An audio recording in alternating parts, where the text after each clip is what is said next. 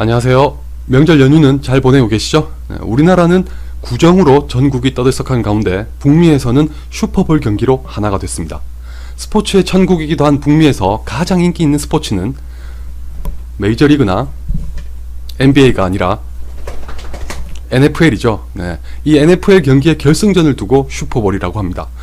이 슈퍼볼 경기가 얼마나 대단하냐면 여러분도 잘 아시는 챔피언스 리그의 결승전과 시청자 수가 맞먹을 정도입니다. 문제는 챔피언스 리그는 전 세계를 대상으로 하는 축구 경기고 슈퍼볼은 거의 사실상 북미에서만 인기 있는 스포츠라는 거죠.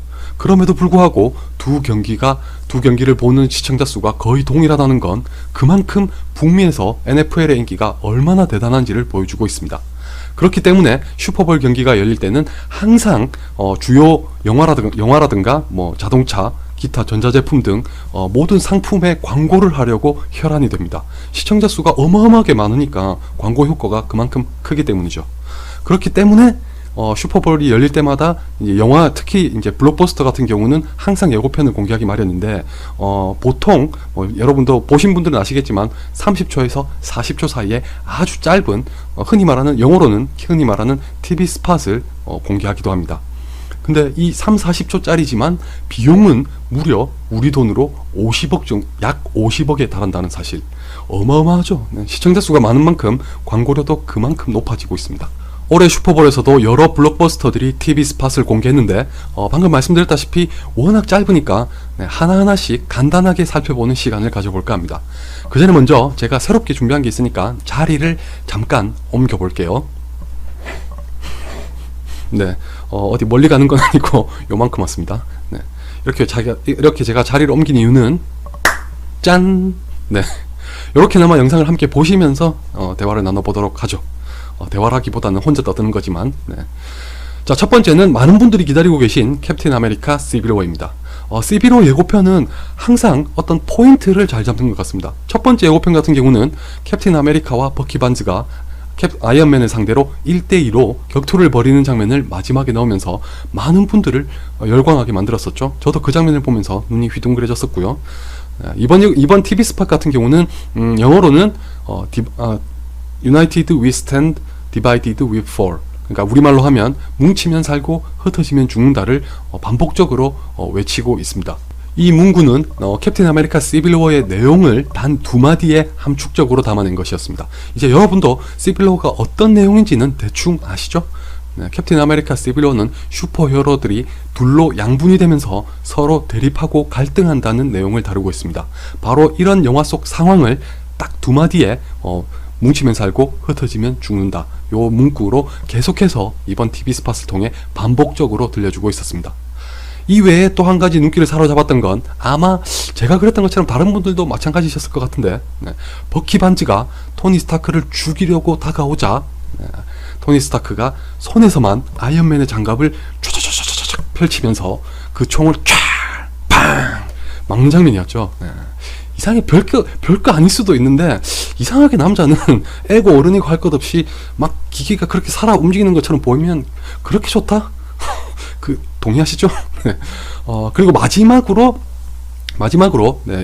이번에 이제 각각 캡틴 아메리카의 편과 아이언맨의 편에 앤트맨과 그리고 비전이 새롭게 등장하고 있었습니다. 앤트맨 같은 경우는 첫 번째 예고편이 공개됐을 때 보이지도 않는데 어디 있다고 그렇게 자꾸 드립을 치시는 분들이 속출했었는데, 이번에는 확실하게 자신의 정체를 드러냈네요. 그리고 비전 같은 경우도 안 보여서 어디 있나 했었는데 이번에는 아이언맨의 편에 서 있다는 게 확실하게 드러났습니다. 그런데 스파이더맨은 여전히 보이질 않습니다. 아마도 이 스파이더맨 같은 경우는 히든 카드이기도 하거니와, 그리고 마지막에 합류가 되면서 마지막에 합류가 되는 바람에 아주 큰 비중은 아닐 거라는 건 이미 많은 분들이 예상하고 계셨죠.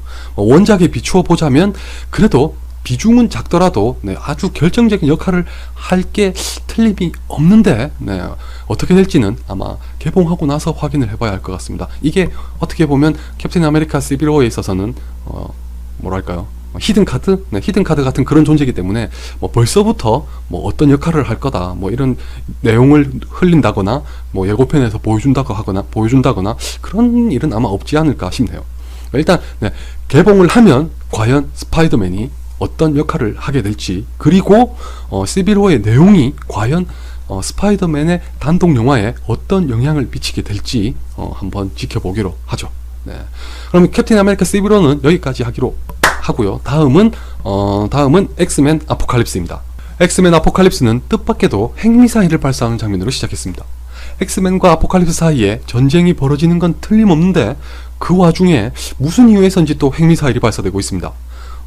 아포칼립스가 핵미사일을 발사하게끔 유도를 해서 아마도 미국과 소련이겠죠. 그 두 나라 사이에 뭐 핵전쟁이 벌어지는 걸까요? 아니면 뭐 설마 그렇진 않겠지만 아포칼립스를 없애기 위해서 핵미사일을 쐈을까요? 뭐 그건 영화를 봐야 알 수 있을 것 같고, 네. 이번 예고편에서 가장 눈에 들어왔던 캐릭터는 개인적으로는 사이록이었습니다. 스톰, 매그니토, 엔젤과 더불어 포홀스맨의 한 명인데 텔레파시와 염력 등을 사용할 수 있는 능력을 가지고 있습니다. 그 능력을 통해서 검을 생성할 수 있죠. 보셨다시피 마치 광선검처럼 밝게 빛나고 있었죠.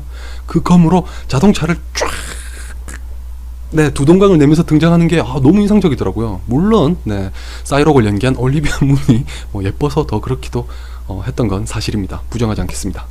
아무튼 엑스맨 아포칼립스는 그 이름 그대로, 그 제목 그대로 아주 처절한 전쟁을 보여줄 것 같습니다. 과연 엑스맨들이 어떻게 해서 이 아포칼립스 일당을 저지하게 될지 지켜보도록 하죠. 그리고 제가 한 가지 깜빡했는데, 사실은 엑스맨 전에 먼저 소개를 하려고 했는데 데드풀도 아주 짧은 TV 스팟을 공개했습니다. 근데 사실 이 데드풀 같은 경우는 거의 새로운 장면은 거의 없었던 것 같고요. 대신 여전히 초지 일관 데드풀다운 멘트가 돋보이고 있습니다. 이번 TV 스팟 같은 경우는 그런 얘기를 하죠. 아마 한번지님께서 한글 자막을 만드셨는지 모르겠는데 그런 얘기를 하더라고요. 자기도 사실은 어릴 때 운동선수가 되고 싶었다. 왜냐하면 전 세계의 아이를 가지고 싶었기 때문이다. 딱 진짜 데드풀스러운 19금다운 그런 발언을 하고 있는데, 무슨 뜻인지 이해를 못하신 분들은 그냥 넘어가세요. 잘 생각해 보시면 무슨 뜻인지 아실 거예요. 데드풀이 19금 캐릭터라는 걸 염두에 두시면 금방 답을 찾으실 수 있을 겁니다. 우리나라에서도 이 컨셉을 그대로 몰고 가고 있더라고요. 20세기 폭스 코리아에서 참 팬들로서는 참 반갑고도 현명한 결정을 한 것 같습니다. 그리고 참고로 말씀드리면 이미 북미에서는 시사회 등을 통해서 데드풀이 공개가 됐는데 반응이 굉장히 좋습니다. 기대하셔도 좋을 것 같습니다. 자, 다음은 인디펜던스 데이 리서전스입니다. 인디펜던스 데이 리서전스는 슈퍼볼 경기에 맞춰서 내보내는 TV 스팟답게 미식 축구가 열리고 있는 경기장을 배경으로 한 TV 스팟이었죠. 제가 인디펜던스 데이를 소개하면서 잠깐 우려를 표하기도 했던 게 미국 제일주의 또는 미국 만세 이런 거였는데, 사실 저는 그냥 가볍게 보고 넘기는 주의지만 아무래도 크게 반감을 가지실 분들이 계시겠죠. 그렇기 때문에 걱정을 했는데 아니나 다를까 이번 TV 스팟에서도 아예 미국 국가가 울려 퍼지고 있었죠. 계속해서. 그 와중에 또 그 외계인 전투기들이 쭉 무리를 지어서 나타나서 공중전을 벌이고 있는 장면을 보여주고 있었습니다. 한 가지 확실한 건 스케일은 과연 롤란드 에머리답게 어마어마하게 방대하다는 거, 그거 하나는 기대해도 좋을 것 같네요. 오락 영화로서 보아 넘기되 제가 인디펜던스 데이를 소개하면서도 말씀드렸다시피 관객 입장에서도 스스로 걸을 것 걸으면서 그냥 즐겁게 보시면 될 것 같습니다. 다음 영화는 이 영화를 의외로 많이 기다리시던데 바로 욕 같으니까 10 클로버필드 레인입니다. 이 영화 같은 경우는 다 아시겠지만 클로버필드라고 해서 맷 리브스 감독이 연출했던 영화가 있었죠. 소위 말하는 페이크 다큐 또는 파운드 푸티지라는 형식의 영화였는데, 사실은 저는 이런 형식의 영화를 좋아하진 않습니다. 왜냐하면 이게 너무 많이 쏟아지다 보니까 질리더라고요. 그리고 또 거기에다가 바이럴 마케팅까지 더해서 저를 두 가지가 모두 질리게 만들어서 사실 저는 클로버필드를 썩 좋아하지는 않습니다. 이게 파라노멀 액티비티까지만 해도 정말 좋았거든요. 근데 이게 파라노멀 액티비티가 빵 터지니까 이제 너도 나도 또 유행을 따라서 파운드 푸티지 또는 뭐 페이크 다큐 형식을 차용하면서 너무 많은 영화를 만들다 보니까 그렇게 관심이 가진 않더라고요. 클로버필드도 그랬었고 그 크로니클 같은 영화도 있었고.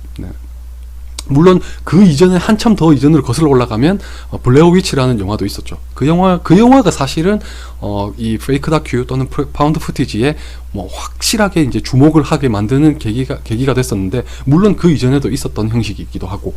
아무튼 저는 그렇게 썩 좋아하는 영화는 아닙니다. 그런데 거기에서 이제 또 이 10 클로버필드 레인이 뭐 속편이다 아니다 이런 얘기가 있었는데, J.J. 에이브람스의 말로는 블러드 릴레이티브, 우리말로 하면 혈연 관계의 영화라서 어떻게 해서든 클로버필드와 관계가 있는 건 틀림없습니다. 근데 이번 TV 스팟에서 한 가지 돋보였던 거라면, 한 가지 새롭게 이제 알게 된 거라면, 사실 그전에는 예고편에서 보였던 것처럼 이 집에서 모든 이야기가 펼쳐질 줄 알았는데 사실은 그렇지 않다는 거죠.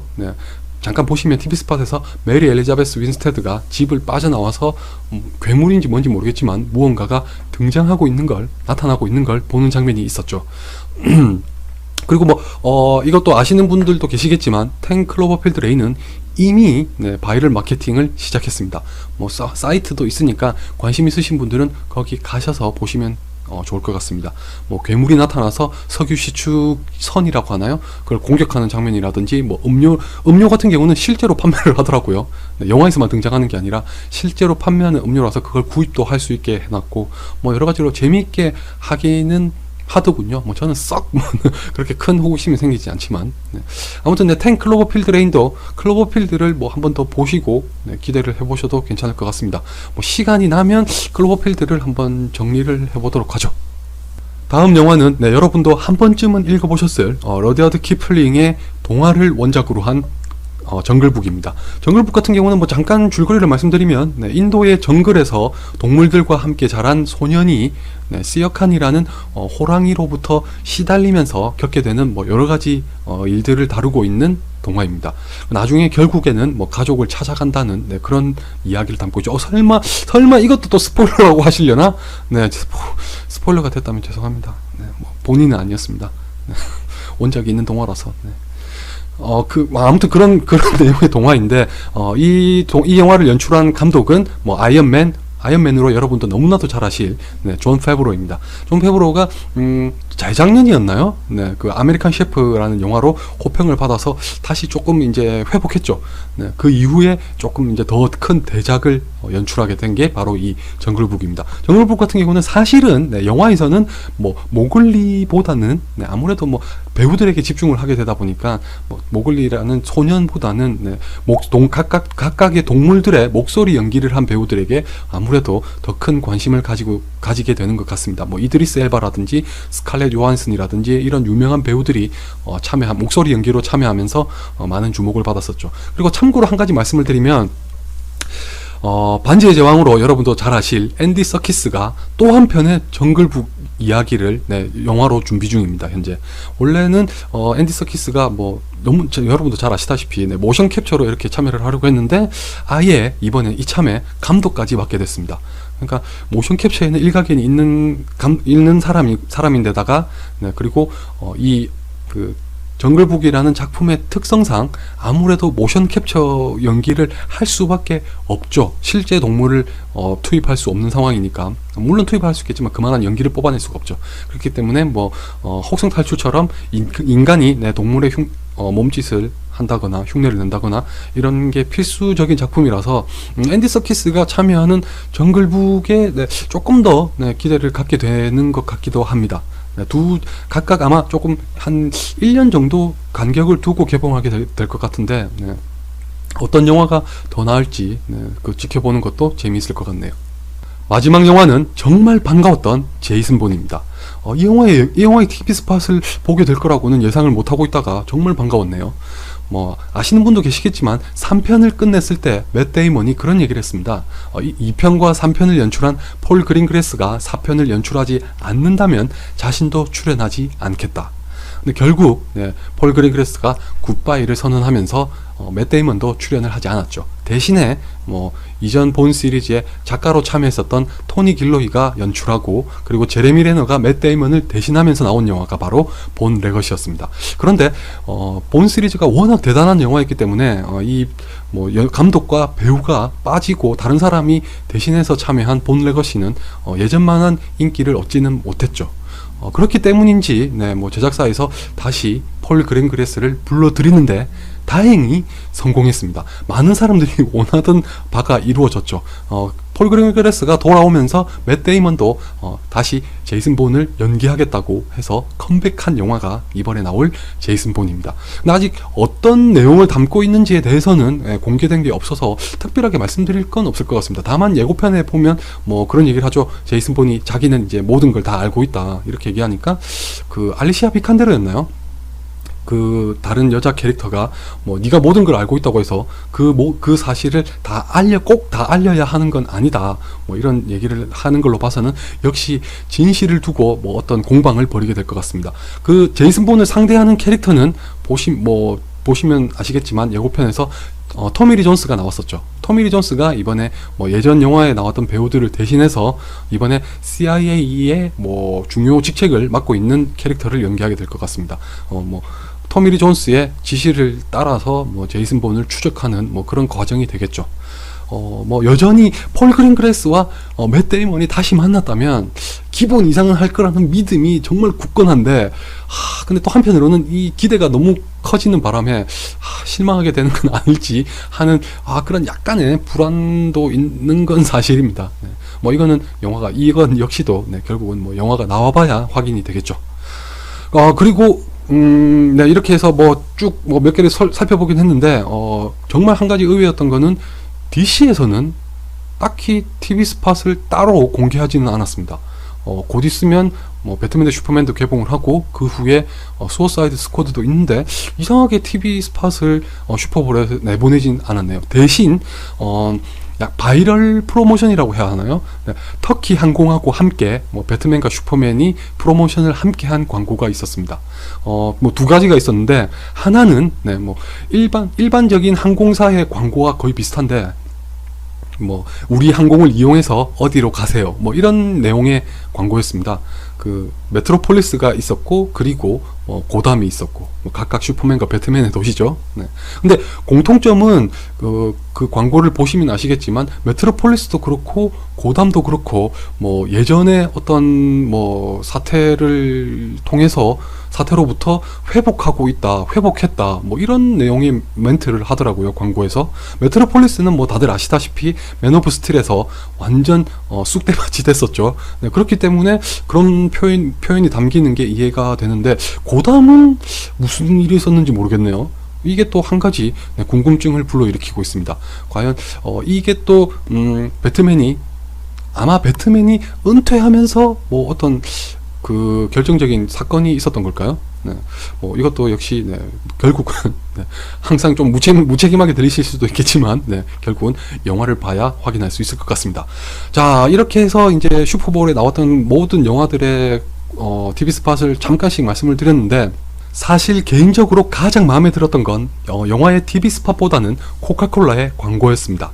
타이인이라고 하죠. 코카콜라와 마블이 함께 제작한 광고였는데, 앤트맨이 브루스 배너가 남긴 마지막 콜라를 훔쳐서 달아납니다. 그걸 본 브루스 배너가 분노해서 헐크로 와 변해가지고 쫓아가서 두 사람 사이에 벌어지고 있는 그런 재미난 해프닝을 다룬 광고입니다. 제가 여기에 여기에 링크를 띄울 테니까 나중에 한번 보시기 바랍니다. 되게 그 각각의 캐릭터를 잘 살려서 만든 광고니까 재밌게 보실 수 있으실 거예요. 자, 이렇게 해서 슈퍼볼에 공개된 각 영화의 TV 스팟과 코카콜라의 광고까지 잠깐 말씀을 드렸습니다. 그럼 남은 구정 연휴도 즐겁게 보내시고요. 이제 하루 남았나요? 수요일까지 쉬시는 분들도 계시죠? 어쨌든 뭐 화요일이든 수요일이든 구정 연휴 나머지 다 잘 보내시고요. 또 다른 영화로 찾아뵙도록 하겠습니다.